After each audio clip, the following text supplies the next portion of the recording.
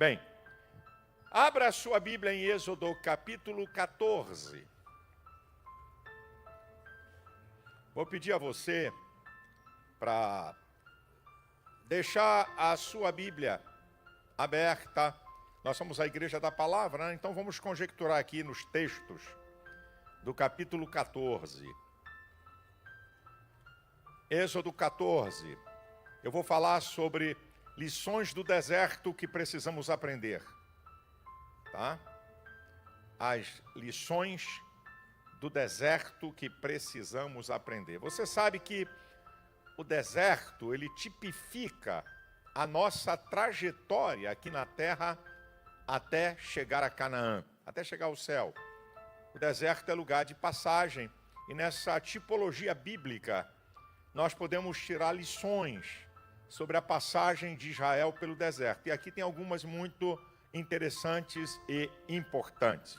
Então, nós vamos a primeiro, eu vou ler o versículo 15 e 16. Não vou fazer a leitura geral, à medida que eu for falando sobre os tópicos, eu vou lendo os versículos com você. Por isso que eu estou pedindo a você para deixar a sua Bíblia aberta. Vamos ler o versículo 15 e 16. Então disse o Senhor a Moisés: por que clamas a mim? Dize aos filhos de Israel que marchem. E tu, levanta a tua vara, estende a tua mão sobre o mar e fende-o, para que os filhos de Israel passem pelo meio do mar em seco. Bem, o que é que Deus está dizendo aqui? Em síntese, Deus está dizendo o seguinte: use o potencial humano e o espiritual. Na hora certa, ambos têm o seu valor. É a primeira coisa que Deus está dizendo aqui para eles. Em síntese é isso aqui. Use o seu potencial humano e o espiritual. Ambos, na hora certa, têm o seu valor. O grande problema do povo de Deus é quando a gente faz uma inversão. Você já ouviu isso de vários pregadores. A gente quer orar quando tem que agir. E tem que agir quando tem que orar. A gente faz uma inversão terrível. Deus está dizendo o seguinte: use primeiro o seu potencial. Diga ao povo que marcha. Isso aqui é potencial humano. Isso aqui não é ação de Deus. Isso aqui não é questão espiritual. Isso aqui é humano. Diga ao povo que marche. Deus está dizendo: use primeiro o seu potencial para que depois o milagre aconteça. Nós muitas vezes queremos ao contrário. Nós queremos o milagre primeiro, para depois sim a gente usar o potencial, resultado do milagre. Mas aqui não. Se não marchar, o mar não se abre. Você vai usar o seu potencial até chegar ao lugar do milagre. Esse lugar pode ser geográfico, pode ser posicional e temporal. Um lugar do milagre, que você tem que chegar com o seu potencial. E a Bíblia está cheia disso aí. A mulher do fluxo de sangue. O milagre não veio até ela teve que chegar até onde estava Jesus. E olha o que essa mulher fez para romper com a multidão para tocar em Jesus. A mulher cananeia, que vinha atrás, gritando e clamando por misericórdia, e os discípulos fazendo cara feia para ela, até que ela tenha acesso à presença de Jesus. Quando você vê Abraão, você vê que ele chega nesses três estágios. No estágio de tempo, de posição e de geografia. Sai da tua parentela, da casa do teu pai, e vai para uma terra que eu te mostrarei. Deus não mostrou. Vou ainda te mostrar. Então, ele teve que usar o seu potencial para chegar no lugar que era geográfico, que era posicional e que era temporal também. Nós temos que entender isso. Agora, meu querido, você usa o seu potencial humano, mas você tem um potencial espiritual. Jesus disse para os discípulos em Lucas 10:19: eis que vos dou poder para pisar serpentes e escorpiões e toda a força do mal, e nada vos fará dano algum. Atos 1:8, vocês sabem. Recebereis o poder do Espírito Santo. Então, meu querido, você tem um potencial humano do teu talento, da tua aptidão, mas você tem um potencial espiritual. O Espírito Santo habita em você. Você tem algo que o mundo não tem e que o homem natural não tem. Então você tem que usar o seu potencial humano e o seu potencial espiritual. Olha o que Deus diz para Moisés. Primeiro Deus está dizendo para o povo: diga ao povo que marche. potencial humano. Aí agora Deus vai virar para ele e vai dizer o seguinte: estende a vara, símbolo da autoridade espiritual que estava com Moisés, e toca no mar. Então você vê que está usando o potencial humano e está usando o potencial espiritual. A autoridade espiritual que estava sobre a vida dele, como você também tem uma autoridade espiritual. Muitas vezes a gente só quer usar a questão humana, outras vezes só espiritual. Mas grande parte, irmãos, essas duas coisas, elas caminham, potencial humano e potencial espiritual. Agora preste atenção. Número 2, versículo 17. E eis que endurecerei o coração dos egípcios, para que entrem nele atrás deles, e eu serei glorificado em Faraó, em todo o seu exército, e nos seus carros, e no seu cavaleiro. Deus nos leva para situações sem saída, para que ele seja glorificado no problema. Deus faz assim, gente. Deus nos leva para situações adversas, para ele ser glorificado no problema. Qual era o problema? Faraó, exército, carros e cavaleiros. Grande problema. Eu serei glorificado. Deus está dizendo para você, ele vai ser glorificado aí no meio dessa luta, no meio dessa adversidade, no meio desse problema de saúde, esse problema conjugal, esse problema de filho, esse problema financeiro. Deus vai ser glorificado. Quem crê nisso, dê um brado aí, meu irmão. Número 3, olha o versículo 18. E os egípcios saberão que eu sou o Senhor, quando for glorificado em Faraó, nos seus carros e nos seus cavaleiros. Número 3, ele nos leva para situações sem saída, para que o inimigo reconheça que ele é Deus. Muitas vezes Deus permite que homens maus nos enfrentem. Muitas vezes Deus permite que pessoas venham ao nosso encalço. Deus permite isso, é que Deus vai ser glorificado e ele vai reconhecer que é Deus. Talvez essa pessoa que está te perseguindo, que está armando um laço contra você, e você está incomodado, Deus vai ser glorificado na vida dessa pessoa. Não é ela que vai ser glorificada, é Deus que vai ser glorificado. E você tem que entender isso, meu querido. Número 4, versículo 19 e 20. E o anjo de Deus que ia diante do exército de Israel se retirou, e atrás deles. Também a coluna de nuvem se retirou de diante deles e se pôs atrás. E ia entre o campo dos egípcios e o campo de Israel, e a nuvem era a escuridade para aqueles e para este esclarecia a noite, de maneira que em toda a noite não chegou um ao outro. Guarde bem isso. Número 4. Guarde bem isso. Entre você e o inimigo, entre você e o problema, presença de Deus. Não importa a distância.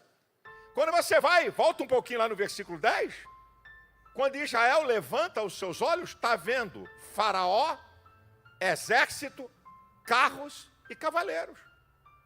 Não estava numa distância grande, eles estavam avistando com a vista, estavam vendo. A distância era pequena. A distância, tanto é que eles tremeram. Tanto é que eles ficaram com medo, porque eles estavam vendo o inimigo. Meu amado, guarde isso aí no teu coração. Não importa quão perto esteja a luta, quão perto esteja o problema, entre você e o problema, entre você e o inimigo, Deus. O que é que diz o Salmo 121, versículo 5? Ele é a tua sombra à tua direita. O sol não te molestará de dia, nem a lua de noite. Ele é a tua sombra. Sombra está colada com você, dependendo da incidência da luz. Deus sempre vai estar com você. Paulo diz em 2 Coríntios 4:9, perseguidos, mas não desamparados. Pode ter uma distância pequena, não importa. Está aqui, ó. Olha aqui, ó. Para eles, o anjo do Senhor que ia à frente, a nuvem que ia à frente, se colocou atrás entre Israel e os egípcios. Entre Israel e os egípcios, Deus. Repito para você. Entre você e o inimigo, Deus. Entre você e o problema, Deus. Entre eu e Xandão, Deus. É claro. É claro. Há um Deus maior do que tudo, soberano e sublime, que está acima de tudo e de todos. Ele é digno de glória, Ele é digno de honra, Ele é digno de louvor. Número 5, versículo 21. Então Moisés estendeu a sua mão sobre o mar, e o Senhor fez retirar o mar por um forte vento oriental toda aquela noite. E o mar tornou-se em seco, e as águas foram partidas. Recebe essa palavra aí, meu filho. Recebe o que eu vou te dizer. Quando não existem mais saídas, Deus providencia uma. Não tem porta aberta, está tudo fechado, a coisa está feia, o negócio parece que vai explodir. Deus está mandando te dizer, fica quietinho aí, sossega. Eu vou abrir um caminho para você. Eu vou te dar uma saída dessa situação. Eu vou te dar um escape. Deus sempre dá uma saída. Por isso que Ele é Deus, minha gente. Olha, em 6º lugar, do versículo 22 ao 26. E os filhos de Israel entraram pelo meio do mar em seco, e as águas foram ali como um muro, à sua direita e à sua esquerda. E os egípcios seguiram-nos e entraram atrás deles. Todos os cavalos de Faraó, seus carros, seus cavaleiros, até o meio do mar. E aconteceu que na vigília daquela manhã, o Senhor na coluna de fogo e na coluna de nuvem viu o campo dos egípcios, alvoroçou o campo dos egípcios, tirou-lhes as rodas dos seus carros, fê-los andar dificultosamente. Então disseram os egípcios, fujamos da face de Israel, porque o Senhor por eles peleja contra os egípcios. E disse o Senhor a Moisés, estende a tua mão sobre o mar, para que as águas tornem sobre os egípcios, sobre os seus carros e sobre os seus cavaleiros. Escute isso aqui, meu irmão. Deus tem compromisso com o seu povo. O lugar da bênção para nós é o lugar da destruição para nossos inimigos. Deus não tem compromisso com o inimigo do povo dele. Deus não tem compromisso com quem não tem compromisso com ele. Aqui, ó. O mar foi aberto para o povo de Deus passar, não para egípcio passar. Israel passou a pé enxuto. Os caras disseram, vamos lá. Só que no meio do caminho, o mar se fecha. Porque aquela passagem não foi aberta para eles, foi aberta para o povo de Deus. Pastor, tem alguém se aproveitando aqui de alguma coisa que eu estou fazendo, mas para me prejudicar. Calma, meu irmão. Calma, a bênção é para você. A bênção não é para teu inimigo. A porta que Deus abre é para você. Se quiser entrar pela porta que Deus abriu para você e for ímpio, a porta vai fechar. Porque bênção é para você, irmão. Deus tem compromisso com o seu povo. Deus não tem compromisso com o ímpio, meu irmão. Deus tem compromisso com o seu povo. Põe isso no seu coração. Versículo 27 e 28. Então Moisés estendeu a sua mão sobre o mar. O mar retornou à sua força ao amanhecer. Os egípcios fugiram ao seu encontro. E o Senhor derrubou os egípcios no meio do mar. Porque as águas, tornando cobrir os carros e os cavaleiros de todo o exército de Faraó, que os havia seguido no mar, nem ainda um deles ficou. Recebe aí essa palavra. A vitória de Deus sempre será completa. Deus não vai deixar nada pela metade. Diz lá Paulo em Filipenses 1,6. Aquele que começou a boa obra, aperfeiçoará até o dia de Cristo. Nós estamos lendo o livro de Ezequiel, Ezequiel 37. O vale começa com ossos sequíssimos. E o vale termina com um poderoso exército. Ei, meu irmão, Deus vai completar essa boa obra. Deus vai realizar aquilo que Ele te prometeu, desde que você esteja no centro da sua vontade. Não vai ter capeta, não vai ter governo, não vai ter economia, não vai ter chefe, não vai ter nada. É o Deus que peleja por você. Ele vai completar aquilo que é necessário e a vitória será completa e total. Quem recebe aqui essa palavra, Deus tem uma vitória total e completa para você, meu irmão.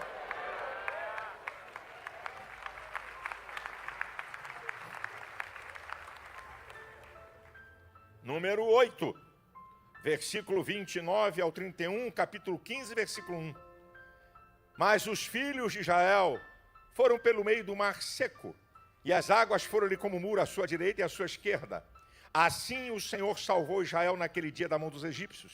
E Israel viu os egípcios mortos na praia do mar.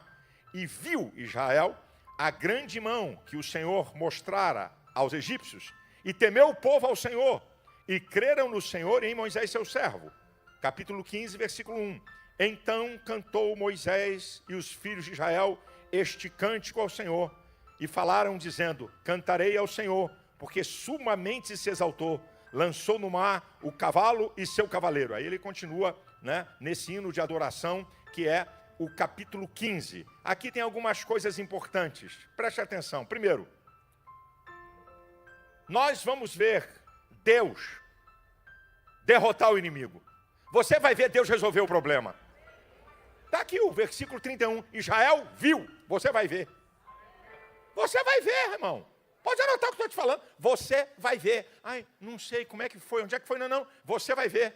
Você vai ver a vitória de Deus. Tem alguém aqui que crê? Porque Deus, aqui está a questão, aqui o número 8. Porque Deus, muitas vezes, Deus nos deixa sem saída, nos livra no problema e não nos livra do problema. Porque Deus faz assim. Porque Deus muitas vezes nos deixa sem saída. Deus nos livra no problema e não do problema. Aqui está o primeiro que eu acabei de falar. Você vai ver seus inimigos serem derrotados. Segundo, a nossa fé vai ser fortalecida. O povo temeu ao Senhor. Está no versículo 31b. Terceiro, reconhecer o Senhor como Deus. Está no 31b. Creu no Senhor. 4, fortalecer a autoridade espiritual que estava sobre eles. Creu em Moisés, seu servo. Está no 31b. Está aqui, ó, porque Deus permite. Olha como é que Deus trabalha. Deus não trabalha nessa lógica que nós trabalhamos. Olha porque Deus permite coisas acontecerem.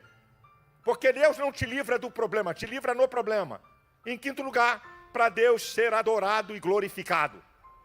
É por isso que Deus permite eu e você passarmos lutas, tribulações, adversidades, dia mal, para Ele ser glorificado. Vai ser glorificado nessa luta, vai ser glorificado nessa guerra, vai ser glorificado nessa adversidade, meu irmão. É o trabalho de Deus. Agora preste atenção nisso aqui. Isso aqui é muito importante. O que nós fazemos, temos que fazer para Deus ser glorificado, para que a glória seja dele. Aquilo que Paulo diz em 1 Coríntios 10, 31, quer comais, quer bebais, quer façais outra qualquer coisa, fazei tudo para a glória de Deus. Então o que você fizer, a vitória que você tiver, não é para você se glorificar, é para Deus ser glorificado. Agora tem uma outra coisa. O que Deus faz é para a sua própria glória.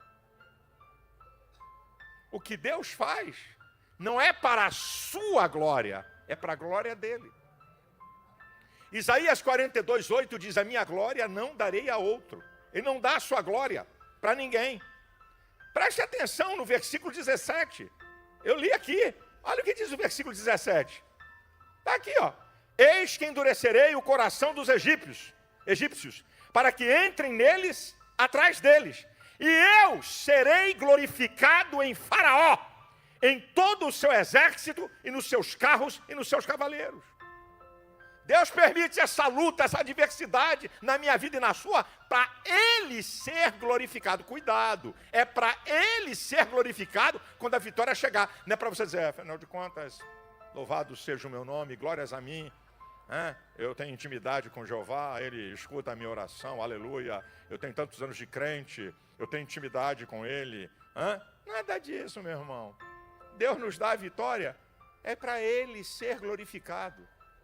A bênção da sua vida, depois que passar essa tempestade, depois que passar por esse problema, é para Deus ser glorificado. Agora, qual é a conclusão? Qual é a conclusão aqui? Disso tudo que eu falei. Preste atenção. Deus sempre está conosco antes do problema começar. Quando Israel saiu do Egito, capítulo 13, versículo 21. O que diz o texto? Durante o dia, a presença de Deus, através da coluna de nuvem. E durante a noite, a presença de Deus, através da coluna de fogo. Nem a nuvem de dia, nem a coluna de fogo de noite, em nenhum momento se apartou deles. Deus estava com eles quando eles saíram do Egito. No capítulo 14, versículo 8, na parte B, diz que Israel saiu do Egito com alta mão. Se você pensa que Deus está chegando agora, ai meu Deus, Jeová está esbaforido, teve que atender tanta gente, você está nessa luta 15 minutos e ele está chegando agora, ai, mas que Deus que tinha tanta coisa para resolver. Irmão, vamos para a Bíblia. Vamos para a Bíblia. Vamos lá. Deus já estava lá. Deus já estava no deserto. Deus já estava lá. Antes de qualquer coisa acontecer. Vamos para a Bíblia. Daniel capítulo 3. Quando a fornalha foi hiperaquecida pela ira do imperador, pelo deboche daqueles meninos, Sadraque, Mesaque e Abednego, não tem que responder sobre esse negócio, não. A questão é a seguinte, o Deus que nós servimos pode nos livrar da fornalha de fogo ardente, que eles não se dobraram diante do ídolo que foi levantado. O imperador ficou tão doido que mandou aquecer a fornalha. Olha o que diz o texto, lá na altura do versículo 22 do capítulo 3. Os homens que levantaram Sadraque, Mesaque e Abednego para lançar na fornalha, foram queimados e morreram pela chama. Não era para Sadraque, Mesaque e Abednego terem morrido igualzinho os homens na hora que eles foram levantados? Óbvio. Se os homens que levantaram os três para jogar dentro da fornalha foram queimados pelas chamas, e os três? Só que o quarto homem já estava lá. Deus não chegou aí, deixa eu corre, vai jogar ele, corre. Não. Deus já estava lá. Deus já estava lá, meu irmão. Vamos para outra. Quando Daniel foi lançado na cova dos leões. Depois que Daniel foi tirado, os homens e suas famílias que armaram contra Daniel, está no capítulo 6. Quando eles foram lançados, antes de chegar no chão, foram despedaçados e esmigalhados. Antes de bater no chão. Quando Daniel foi lançado, o anjo já estava lá. A presença de Deus já estava lá. Porque senão aconteceria com Daniel o que aconteceu com ele, ser esmigalhado antes de chegar no chão. Não chegou um anjo, aí o leão, Daniel foi jogado, o leão vai pegar nada. Cheguei aqui, segura. Não. Deus já estava lá. Deus já estava lá. Deus já chegou primeiro nessa tua luta. Deus já chegou antes dessa confusão. Deus já chegou antes dessa adversidade, meu irmão. Você quer ver outra? 2 Reis, capítulo 6, a partir do versículo 8. Quando Eliseu revelava as estratégias do rei da Síria, e ele avisava ao rei de Israel para desviar do caminho. O cara ficou tão encabulado que pensava que tinha um traidor. Até que alguém disse, não. É que tem um profeta, que Deus revela a ele as estratégias do que o rei fala no seu escondido. Onde é que está esse cara? Em Dotã. Manda um exército para lá. Aí vai um exército para Dotã e cerca a cidade. De manhã, Geazi, o moço de Eliseu, se levanta e quando ele se depara com um exército em volta, ai, meu senhor, exércitos! O homem de Deus, abre os olhos para que ele veja. E o que é que o rapaz viu? Acima do exército da Síria, nos montes, um exército de carros e cavalos de fogo. Deus já estava lá. Deus já estava lá. Lembra da tempestade de Marcos capítulo 4? Quem é que estava no barco? Quem? Quem estava no barco? Estava antes da tempestade. Jesus já estava no barco. Isso é uma simbologia. Ei, na embarcação da sua vida, Jesus está.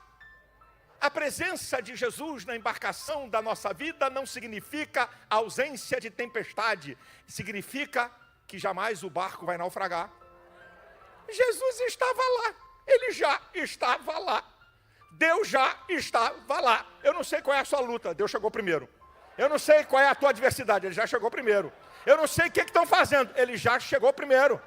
Deus já chegou primeiro, Deus já chegou na frente da luta, Deus já chegou na frente do inimigo, Deus já chegou na frente da adversidade. Quem crê nisso, exalte o nome do Senhor. Deus já estava lá.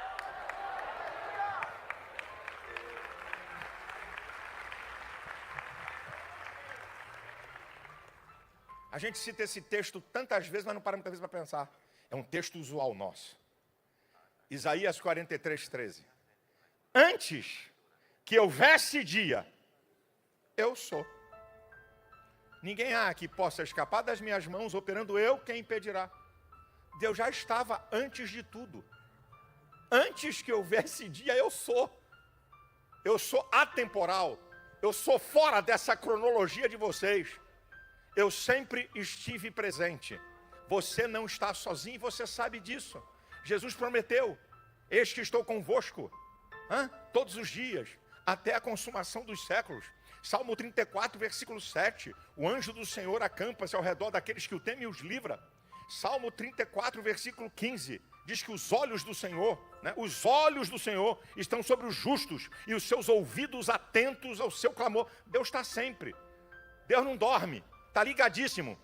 Por isso que Davi no Salmo 23, versículo 4 diz, ainda que eu andasse pelo vale da sombra e da morte, não temeria mal algum, porque tu estás comigo, a tua vara e o teu cajado me consolam. O Salmo 46, 11 diz, o Senhor dos exércitos, olha o que diz, está conosco. O Deus de Jacó é o nosso refúgio.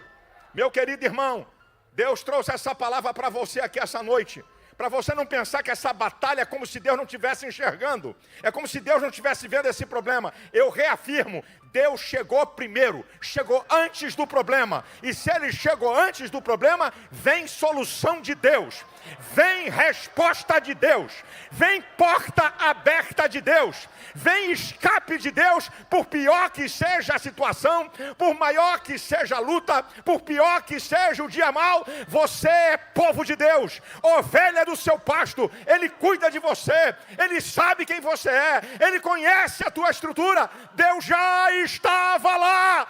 Exalte o nome do Senhor, glorifique a Deus. Vem escape, vem milagre, vem porta aberta, vem resposta de Deus para você.